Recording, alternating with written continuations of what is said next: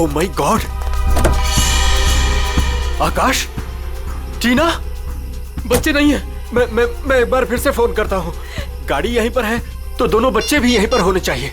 कैसे डरावनी जगह है, कितना घना जंगल है ये। पता नहीं टीना और आकाश को यहाँ गाड़ी रोकने की क्या जरूरत थी। दोनों में से किसी का भी फोन नहीं लग रहा है। लूटपाट का मामला तो नहीं लगता है भाई साहब। बच्चों को सारा सामान गाड़ी में ही है। ऐसे बीच सड़क पे बच्चे गाड़ी छोड़ के गए कहाँ? समझ में नहीं आ रहा मेरे दोनों बच्चे कहाँ चले गए। क्या हो गया उनको? मीरा कुछ नहीं होगा हमारे बच्चों को। शांति रखो, घबराओ मत। आओ यहीं कहीं आसपास देखते हैं। आकाश! टीना! आकाश! आकाश! आकाश! मेरी आवाज सुनाई दे रही है? आकाश! आकाश! टीना! पता नहीं इस घने जंगल में बच्चे कहाँ चले गए। मीरा, गाड़ी यहाँ पर है तो बच्चे भी यहीं पर होने चाहिए।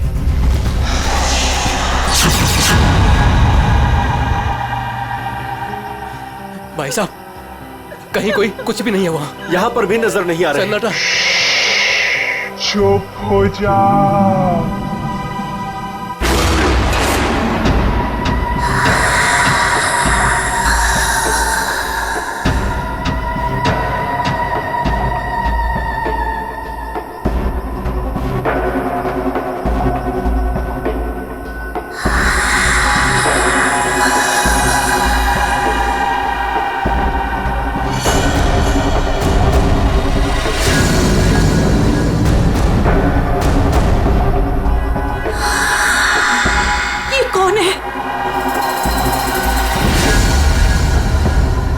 कौन हो तुम? कौन हो तुम? जाओ जाओ यहाँ से। बोलो, आवाज बिल्कुल नहीं, वरना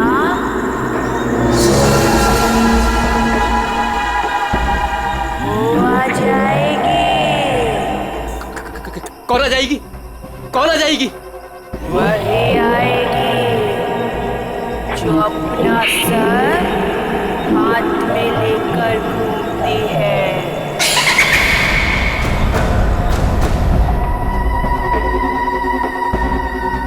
वो आ जाएगी। चलो कौन है? जल्दी, आ जाएगी। चलो गाड़ी में बैठो जल्दी। वो आ जाएगी। वो आ जाएगी। वो आ जाएगी।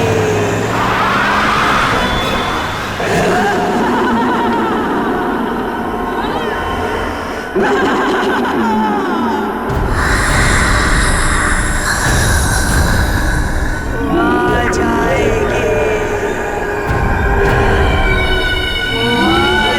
जाएगी।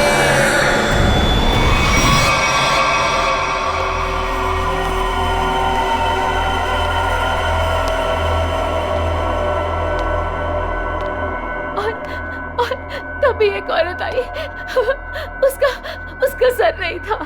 वो मुझे मारने आई थी। वो मुझे मारने आई थी। उसका कटा सर उसके हाथ में ही था। वो मुझे मार डालेगी। वो मुझे मार डालेगी। बचा लो मुझे। वो मुझे मार डालेगी। ये क्या हो गया मेरी वत्सला को? कैसे बर्ताव कर रही है? अब क्या करूं मैं?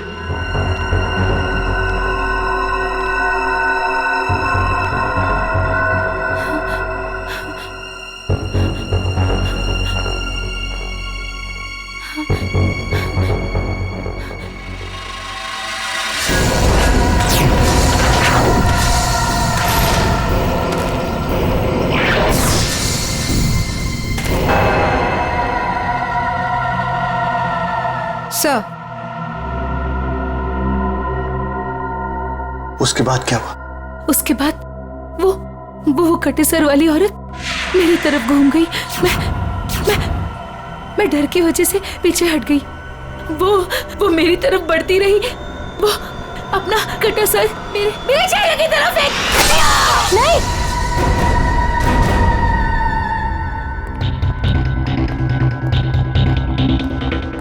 डॉक्टर साहब, क्या हुआ है मेरी वाइफ को? मिस्टर नमित, देखिए ना डॉक्टर साहब के साथ क्या किया वत्सला जी ने। 10 इंजेक्शन दे चुका हूँ शांत करने के लिए, लेकिन कोई असर ही नहीं हो रहा। लेकिन हुआ क्या है वत्सला को? इनका दिमाग एक सरकटी औरत के बारे में सोच रहा है। उसकी चाल डाल, उसका रवैया और पता नहीं क्या क्या इसके दिमाग में घुस गया है। Oh my God. डॉक्टर साहब, मेरी वाइफ ठीक तो हो जाएगी ना? कुछ कह नहीं सकते, लेकिन ये चेंजेस आपने इनमें कब महसूस की? कल रात वत्सला की गाड़ी दहलिया रोड पे खराब हो गई थी। मैं इसे लेने वहां गया, तब से इसकी हालत ऐसी है। देखिए मिस्टर नमित, इनकी हालत बहुत नाजुक है। मेरी मानिए तो इन्हें फौरन हॉस्पिटल में एडमिट कर दीजिए। सर, मुझे तो लगता है कि वत्सला जी के साथ जो कुछ भी हुआ है ना, दहलिया रोड पे ही हुआ है। श्रवण, हमने कहीं वहां से आकर कुछ गलती तो नहीं की ना? अब हमारे बच्चे कैसे मिलेंगे? मुझे तो लगता है उस खूनी औरत ने कुछ कर दिया है टीना और आकाश को। भाई साहब, मुझे लगता है कंप्लेंट लिखवा देनी चाहिए। पता नहीं बच्चे किस हाल में होंगे। उमेश, मैं तो कहता हूँ हमें सीआईडी को फोन करना चाहिए। मैं करता हूँ भाई साहब।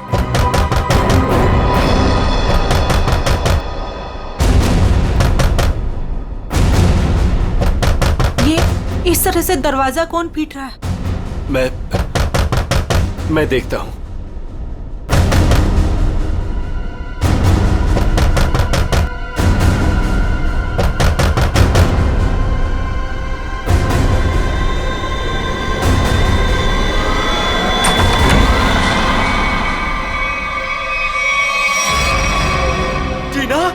टीना बेटा, टीना बेटा, ये क्या हो गया? क्या हो गया? किसने किया बेटा? ये किसने किया?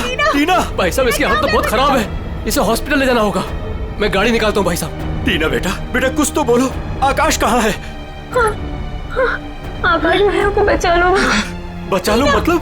क्या हुआ है आकाश को? टीना बेटा, टीना आंखें खोलो बेटा, आंखें खोलो बेटा, आंखें बंद मत कर बेटा। टीना, क्या हुआ तुम्हें? वो गाड़ी हमें रोक रही है वहाँ।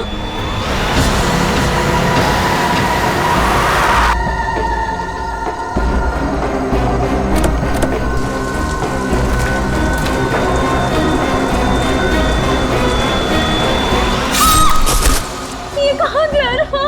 टीना बेटा, आंखें खोलो बेटा। टीना, तुम हमें छोड़ के नहीं जा सकती।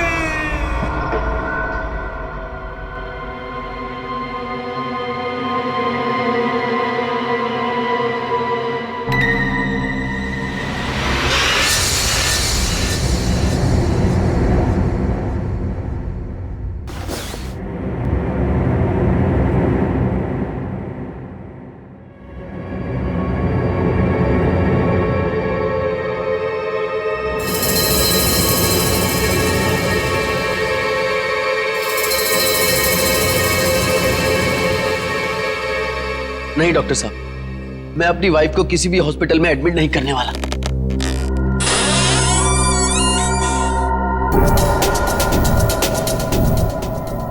आपसे पहले भी 4 और डॉक्टरों ने मुझे यही एडवाइस दिया है। अब मेरी वत्सला का इलाज मेरे घर पर ही कीजिए ना डॉक्टर साहब।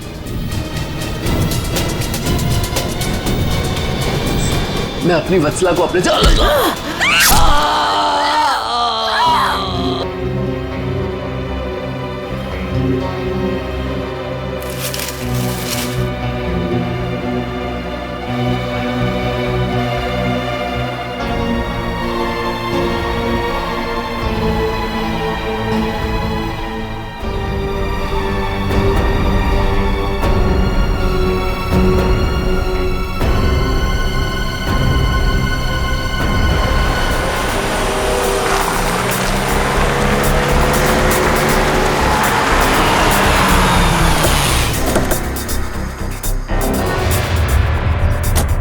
आइए इस तरफ, यहाँ पर आइए।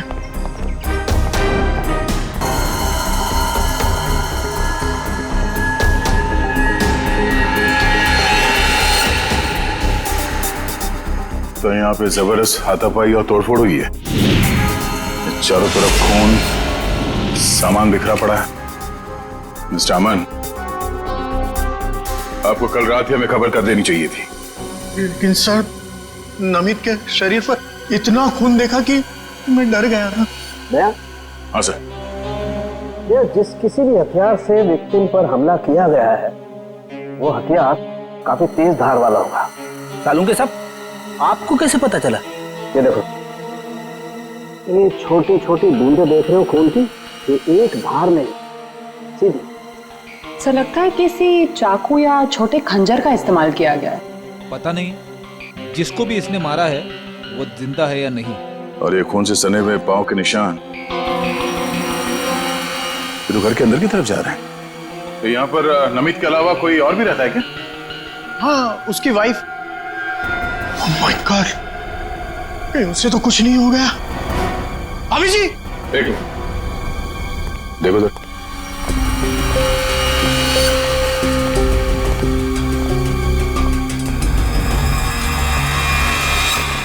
सर, ये पैरों के निशान तो आगे आगे धुंधले होते जा रहे।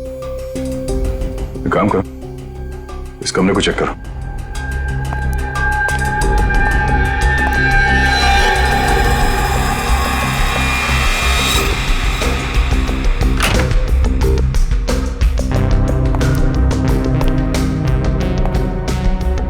बेड पर तो कोई खून नहीं।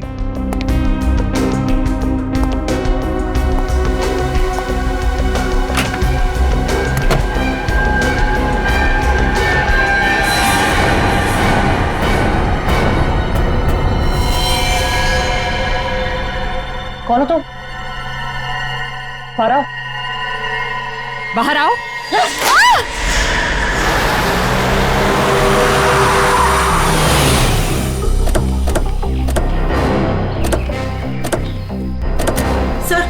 सर यही है मेरी टीना और आकाश की गाड़ी। यहीं पर मेरे बच्चों पे वो मुसीबत आई थी।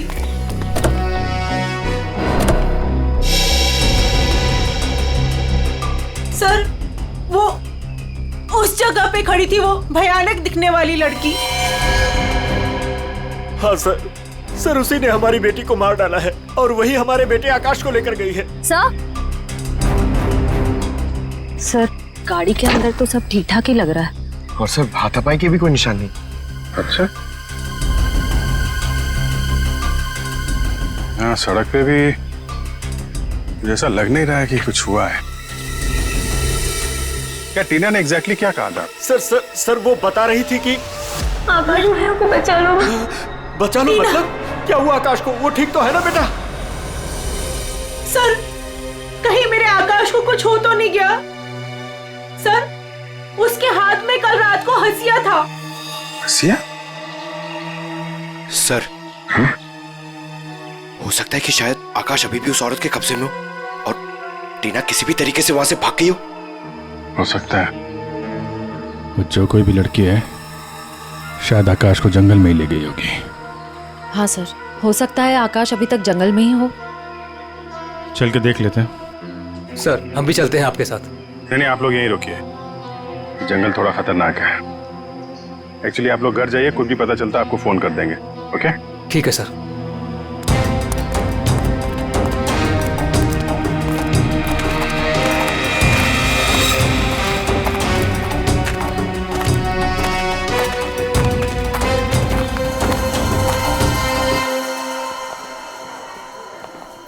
डॉक्टर साहब, वो आदमी कहाँ है जो खून से लथपथ आपके हॉस्पिटल में आया था? सर वो आदमी अंदर है। तो अब होश में है या अभी भी बेहोश है? नहीं, अभी होश तो आ गया है उसे, मगर थोड़ी बहकी बहकी बातें कर रहा है। क्या हम उनसे मिल सकते हैं? जी बिल्कुल, आइए।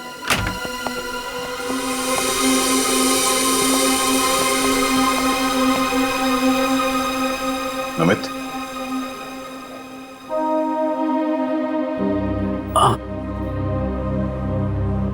कौन? हम लोग सीआईडी से हैं। क्या तुम बता सकते हो कि ये तुम्हारे साथ कैसे हुआ? मार डाला मुझे। मेरी वत्सला ने मुझे मार डाला। पूछिए अमन से। मुझे रोज पीटती थी, पर मैंने कभी भी गुस्से से उसे नहीं घूरा। हाँ सर, मैं हमेशा इस बेचारे की दर्द भरी आवाज सुनता था। मैं समझ जाता था कि भाभी जी का बेलन इसके सर पर बज रहा है। नमित, हम तुम्हारी पत्नी से मिल चुके हैं। कुछ न कुछ तो गड़बड़ हुआ है उसके साथ, लेकिन अचानक वह ऐसा बर्ताव क्यों करने लगी? भगवान, पता नहीं जब से दहलिया रोड से आई है किसी सरकटी औरत के बारे में बात करती है और किसी पर भी टूट पड़ती है, जैसे जान ले लेगी वो किसी की भी। फिर दहलिया रोड, मतलब जो भी गड़बड़ है वो इस दहलिया रोड पे ही है।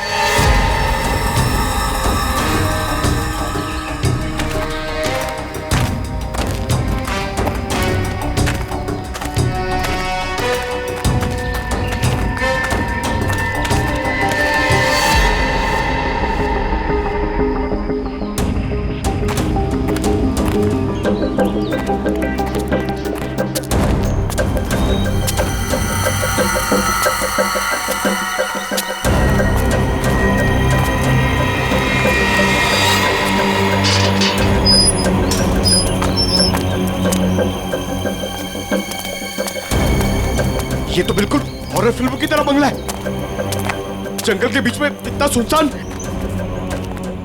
लगता है ये टीना और आकाश इसी घर में आए होंगे।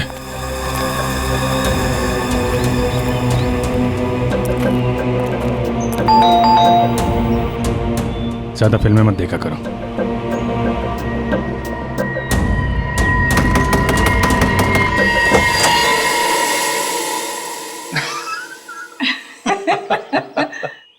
बहुत अच्छा लगा, इतने सुनसान जंगल में भी कोई हमें मिलने आया।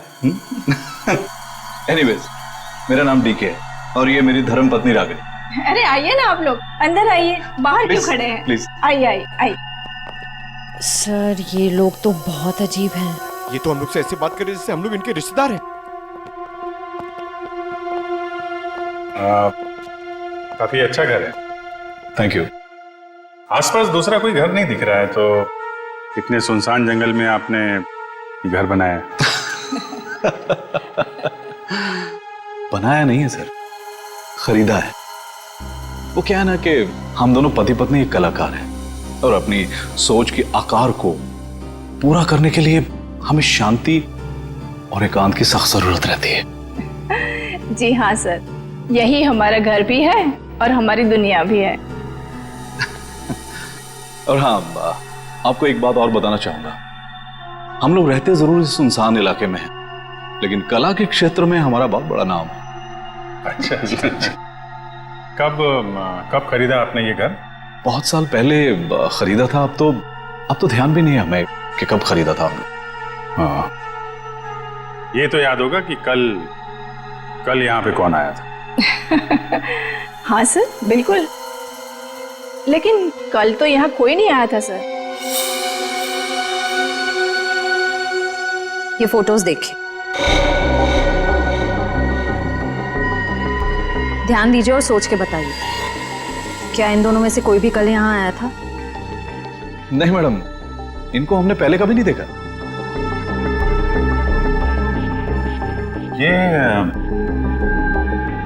ये कौन है?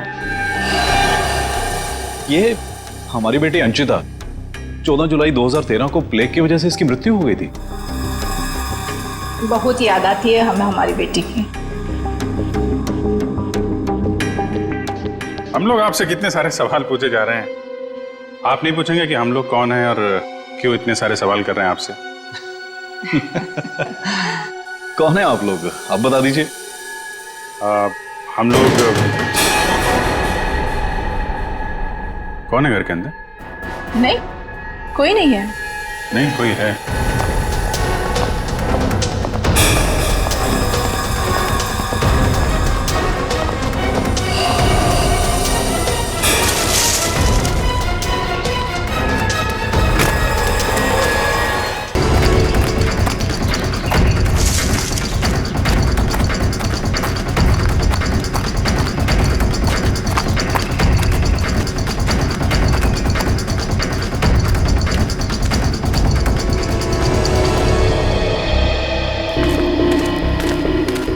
आया तो इस तरफ ही था।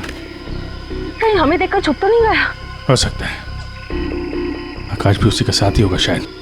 देखते हैं।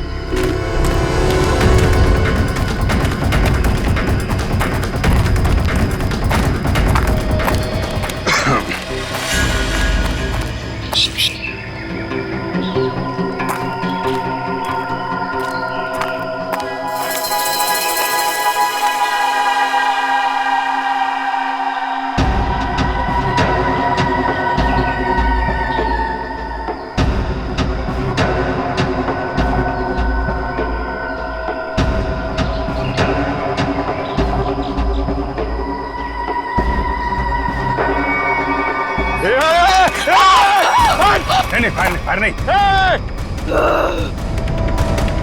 कर नीचे। कौन हो तुम? क्या कर रही थी उस घर के अंदर? हसिया नीचे फेंको। टीना को तुमने मारा था ना? आकाश का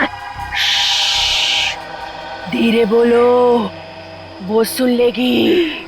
वो तुम्हारे पीछे खड़ी है।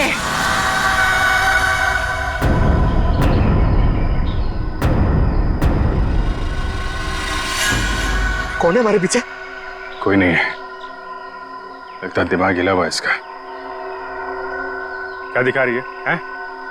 कौन है पीछे? वो तुम्हारे पीछे बिना सर वाली औरत अपना सर हाथ में लेके दिखा रही है। सर, ये उस सिरकटी औरत की बात कर रही है सर। वत्सला जैसी बातें कर रही है। हमारे पीछे कोई नहीं है। किसकी बात कर रही हो तुम? ऐसे नीचे करो, नीचे रखो। मैं मार दूंगी उसे। मैं मार दूंगी उसे। मैं मार दूंगी।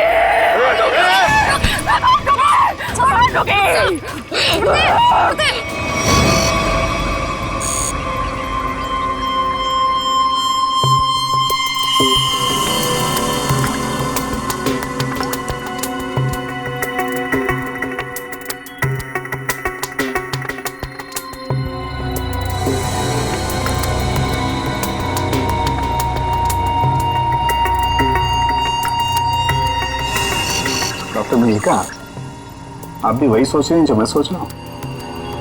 यस सर, पर ये है क्या? थोड़ा बहुत तो पता चला है, पूरा तो टेस्ट होने के बाद पता चलेगा।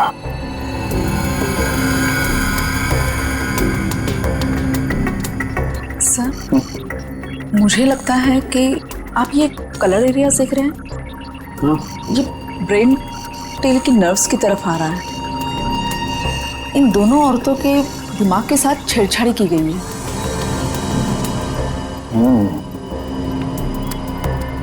सर, इनकी याददाश्त से छेड़छाड़ की गई है। इनको कोई नेचुरल रोग या दिमागी बीमारी नहीं, इनकी तो मेमोरी ही बदल दी गई है।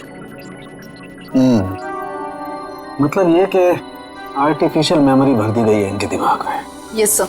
क्या आर्टिफिशियल मेमोरी भर दी गई है?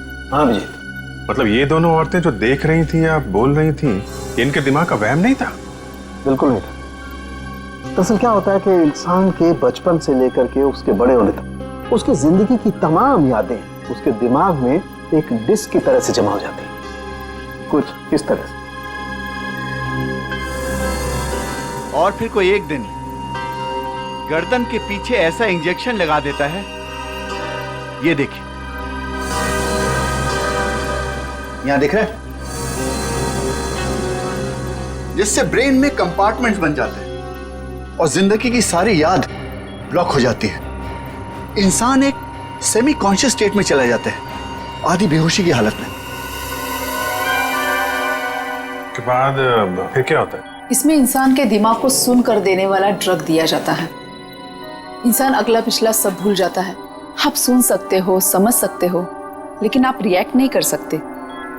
और फिर इस हालत में उसको एक कटी सिर वाली औरत दिखाई जाती है और उसके कानों में बार बार ये बातें सुनाई जाती है कि ये लोग आपको मारने वाले हैं और ये सारे इंसान आपके दुश्मन हैं और आपको उनको मार देना है। और ड्रग के असर की वजह से दिमाग कुछ इस तरीके का दिखाई देने लगता है। हर याद को दबाकर, सप्रेस करके उसे सिर्फ उतना ही हिस्सा याद करने के लिए दिया जाता है जितना कि बेहोशी की हालत में उसे सुनाया या दिखाया गया था। सर, यानी कि इन दोनों औरतों ने सच में एक सरकटी औरत को देखा और होश में आने के बाद दोनों को सिर्फ उतना ही याद है? बिल्कुल। वरना सोचो, दो लड़कियां जो एक दूसरे को जानती नहीं, पहचानती नहीं, वो एक ही समय पर एक ही जैसी बात कैसे सोच सकती हैं? मतलब इनकी मेमोरीज को बदल दिया गया है। ड्रग्स कौन सा इस्तेमाल किया गया इनके ऊपर? डोडियन और हेपिस जैसे न्यूरॉन अफेक्टिंग ड्रग्स। ये ऐसी दवाइयाँ जो ब्रेन की मेमोरी लोकेशंस को नष्ट कर देती है। आपको ये भी याद नहीं रहेगा कि आप हैं कौन, और आपको उतना ही याद रहेगा जितना आपको बताया जाएगा। हमारे टेस्ट में भी काफी ऐसे ड्रग्स मिले हैं जो याददाश्त मिटाने के लिए काफी हैं। और हाँ, इन्हें हल्के इलेक्ट्रिक शॉक्स भी दिए गए। मुझे नहीं लगता ये लड़कियां कभी भी ठीक हो सकती, क्योंकि इस बीमारी का अभी तक कोई एंटीडोट इजाद नहीं हुआ है और हिप्नोसिस में महीनों लग जाएंगे। और फिर भी इस बात की गारंटी नहीं है कि इनकी खोई हुई मेमोरी इन्हें वापस मिल सकती है। अरे सर, ये सब सुन सुन के मेरा सर फटने लग रहा है। सर, आप मेरा ब्रेन मैपिंग कर लीजिए। टहलिया रोड के बंगले के मालिक डीके, रागनी और सड़क पे खड़ी उस लड़की का राज तो अब डहलिया रोड पे जाके ही पता चलेगा। तो थोड़ा घूम आते हैं डहलिया रोड।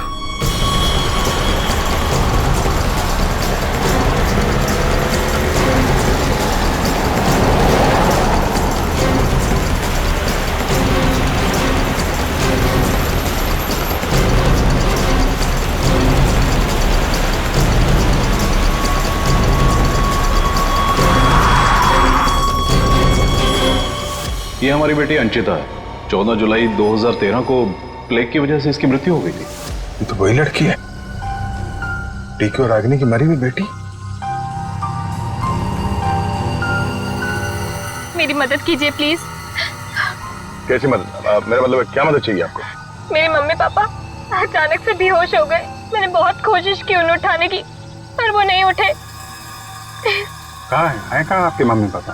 घर पे आके देखिए ना प्लीज, पास में है। चलिए आइए। आइए, कहाँ पर है? चलिए। अच्छा, इन नाम से कोई भी रजिस्ट्रेशन नहीं? ओके ठीक है, थैंक यू सर। सारे पेंटर्स एसोसिएशन में फोन कर लिया सर, मगर डीके और रागिनी के नाम से कोई भी रजिस्ट्रेशन नहीं। सब कुछ झूठ बोला उसने। मुझे तो लगता है कि उसने अपना नाम भी गलत बताया है। जयवंती, कुछ पता चला? नहीं सर, अभी तक कुछ भी नहीं पता चला। मगर सर, कितने कॉन्फिडेंस से झूठ बोल रहे थे दोनों। लगता है सर अब एक ही रास्ता बचा है, उन्हीं से सच उगलवाना पड़ेगा। नहीं जयवंती, पहले उसकी सारी डिटेल्स निकालते हैं, फिर उठाते हैं उसे। लेकिन सर पता कैसे चलेगा? एक काम करो, डहलिया हाउस में जो उनकी तस्वीरें खींची गई थी उन्हें क्रिमिनल डाटाबेस से और मिसिंग केस फाइल से मैच करवा के देखो, शायद असलियत सामने आ जाए। आइए। यहाँ इतनी रोशनी कम क्यों है? वो घर आबादी से दूर है ना, इसलिए वोल्टेज थोड़ा कम है। ये देखिए। दोनों एक साथ कैसे बेहोश हो गए? कहीं इस लड़की ने तो कुछ नहीं कर दिया?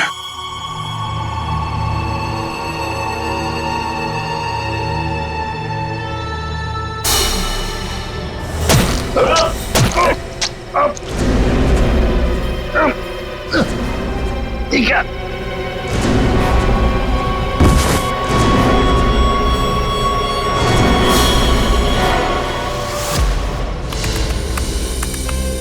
सर, दोनों फोन्स के सिग्नल नहीं मिल रहे हैं। सर, कुछ सेकंड्स पहले तक अभिजीत सर और दया सर का फोन दहलिया रोड पे बता रहा था, लेकिन अभी लोकेशन नहीं दिख रही है। इसका मतलब अभिजीत सर और दया सर को वो रास्ता रोकने वाली लड़की मिल गई। फिर तो डीके और रागिनी की सच्चाई का भी पता चल जाएगा। सर आइए। सर ये है मिसेस साक्षी, उस नकली डीके और इलेश की माँ। नमस्ते। कहाँ है मेरा बेटा? कहाँ है इलेश? ये ऑफिसर कह रहे हैं उसका नाम डीके है उसकी एक पत्नी है जिसका नाम है रागिनी। ये कैसे हो सकता है? ये सब झूठ है। जी नहीं, ये सच है। एक छानबीन के दौरान आपके बेटे और उस औरत से मुलाकात हुई हमारी, जो अब डीके और रागिनी बने बैठे, और उसी छानबीन में मिसिंग कंप्लेन से उनकी सच्चाई भी पता चली। मैम, आप हमें बता सकते हैं कि आपके बेटे इलेश ने अपना नाम बदल के डीके क्यों रख लिया? मेरा बेटा अपना नाम क्यों बदलेगा? मुझे इस बारे में कुछ नहीं पता।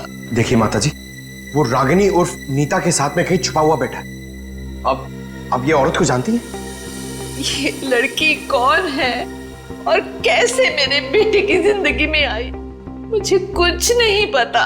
देखिए मैडम, उस औरत के माँ बाप तो मर चुके हैं। बस आप ये बता सकती हैं कि जुलाई 2013 से पहले ऐसा क्या हुआ था जो आपका बेटा घर छोड़कर चला गया? नहीं, मेरा बेटा घर छोड़कर नहीं भागा था।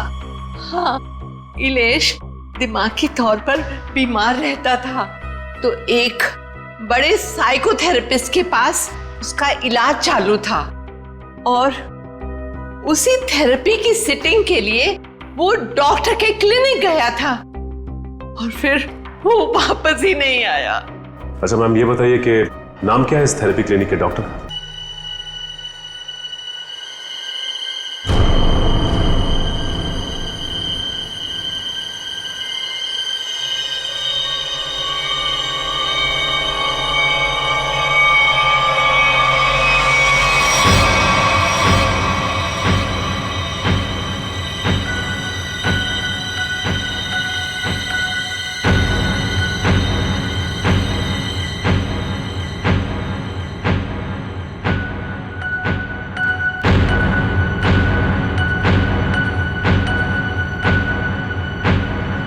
मारो, बचा लो खुद को, मार डालो।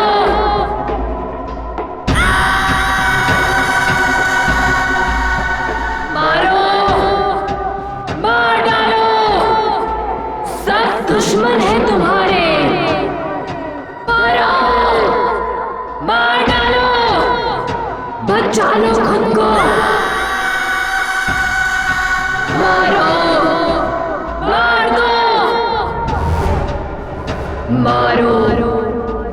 मार दो, सब दुश्मन है तुम्हारे।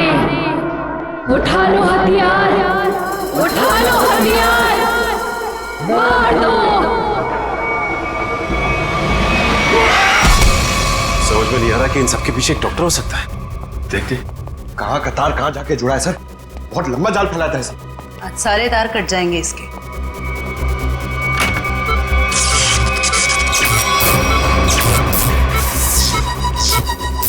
My God.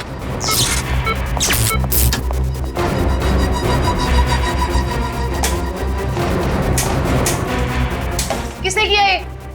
बोलो, बोलो किसने किया?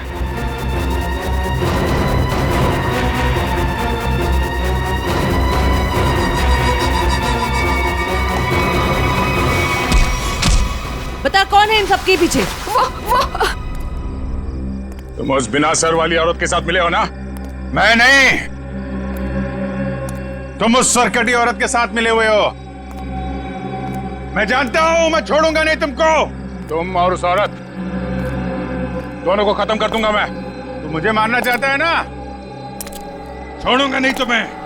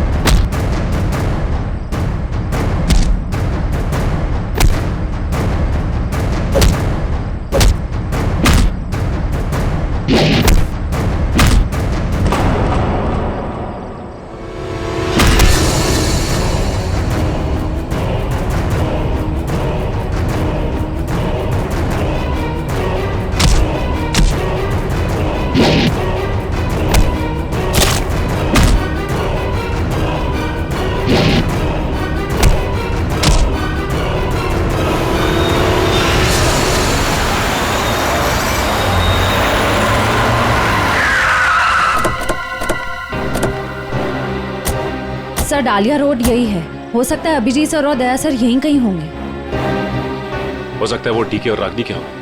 हम लोग जाके देखते हैं, तुम लोग यहीं रखो, एक डॉक्टर जाना नहीं चाहिए। हाँ ठीक है, चलो आ जाओ।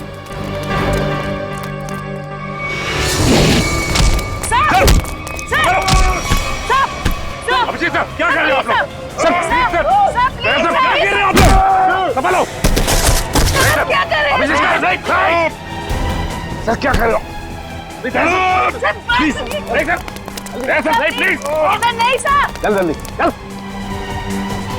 एंटीडोट दे जल्दी। संभालो।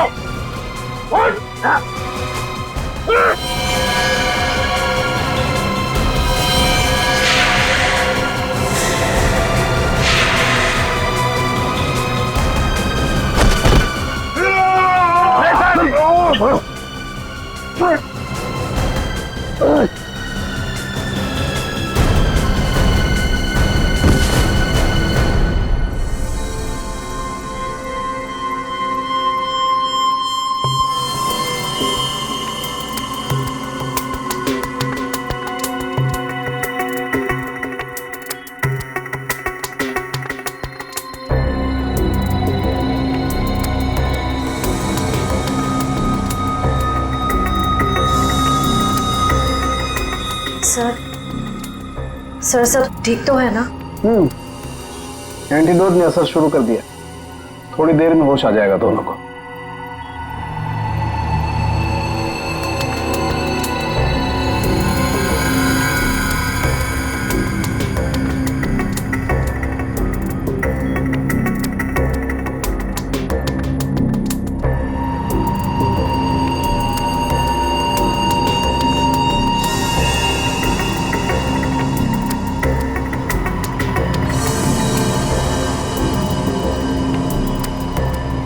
शुक्र मनाओ डॉक्टर सालुंके, अगर ये दोनों ठीक हुए हैं तो सिर्फ मेरी वजह से।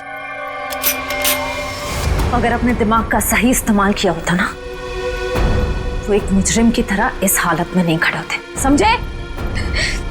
विकास अंकल, आपकी वजह से मैं भी एक मुजरिम बन के रह गई।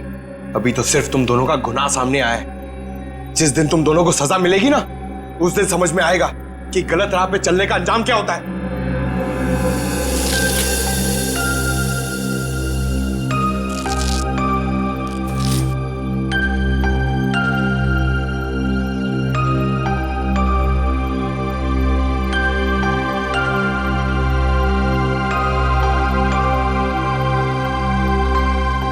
हम ये दहलिया रोड वाले बंगले पे?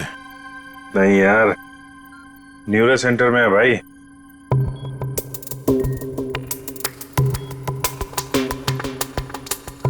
और मुजरिम हमारे सामने खड़ा है।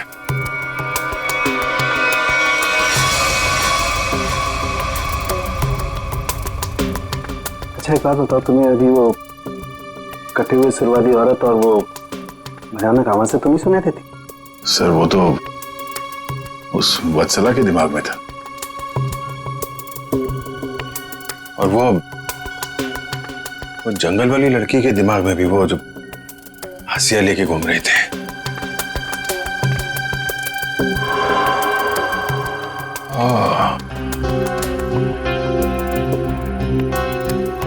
अब समझ में आया,